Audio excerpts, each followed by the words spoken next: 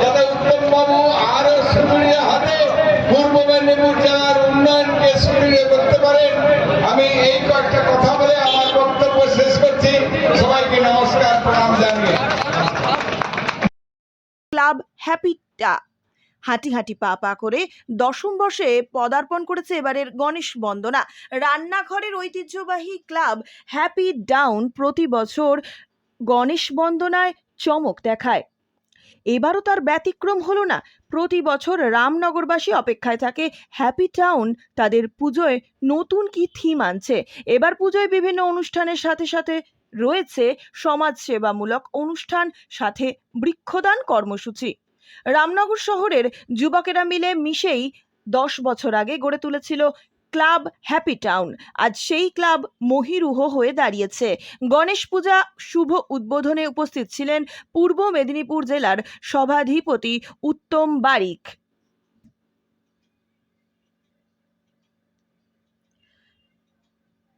রামনগর 1 নম্বর ব্লকের সমষ্টি উন্নয়ন অধিকারী পূজা দেবনাথ, জেলা পরিষদের খাদ্য কর্মাধ্যক্ষ তমাল তরুদাস মহাপাত্র, রামনগর 1 নম্বর পঞ্চায়েত সমিতির শিক্ষা কর্মাধ্যক্ষ কৌশিক বারিক, জেলা পরিষদের সদস্যা রিজিয়া বিবি প্রমুখ। সভাধিপতি উত্তম বারিক আজ হ্যাপি টাউনে 10ম বর্ষের গণেশ পূজার শুভ উদ্বোধনের বিশেষ বার্তা দেন। গণেশ পূজা থেকে দুর্গোৎসবের আবাহনী সুর প্রকাশিত হয়।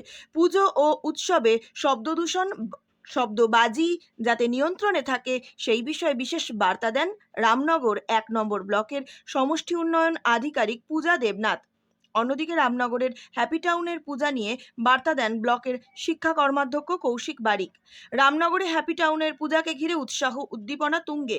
ক্লাবের সম্পাদক বিদ্যুৎ সার বলেন, এবারের পূজা রয়েছে অনেক চমক রয়েছে অনুষ্ঠানে। গণেশ মূর্তির এবার বিশাল উচ্চতা রামনগরবাসীর কাছে সেরা আকর্ষণ হতে চলেছে। হ্যাপি টাউনের গণেশ পূজার উদ্বোধনী অনুষ্ঠানে উপস্থিত ছিলেন এলাকার বিশিষ্ট জ্ঞানী মানুষেরা।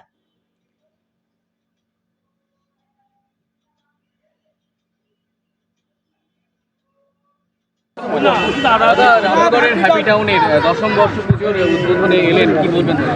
রামনগর হ্যাপি টাউন ক্লাব 10ম বর্ষে পদার্পণ করে সুন্দর মণ্ডপ সজ্জা, আলোকসজ্জা এবং আগামীকাল গণেশ চতুর্থীর পূর্ণতিথির লগ্নে সিদ্ধিদাতা গণেশের আরাধনা এলাকার মানুষের উদ্দেশ্যে উৎসর্গিত করছেন।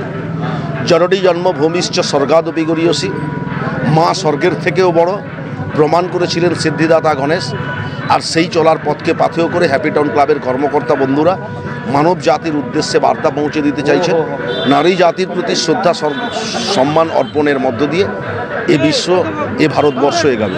গণেশ পুজোর সাথে সাথে দুর্গোৎসবের শুভ সূচনা হয়ে যায় বলা যায়, যেখানে জেলা পরিষদের তরফ থেকে শব্দদূষণ আর মাইকে ডিজে মাইক বাজানো নিয়ে কি নির্দেশিকা? গণেশ পুজো থেকেই বাংলায় উৎসবের মরশুম শুরু হয়।